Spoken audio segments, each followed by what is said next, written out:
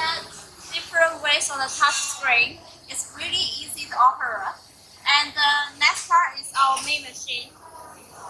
We also can set the parameter on the touch screen.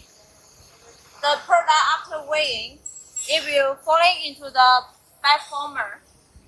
This is bag former and vertical sealing, horizontal sealing, and we will get a perfect bag after the sealing. And the last part is the output conveyor.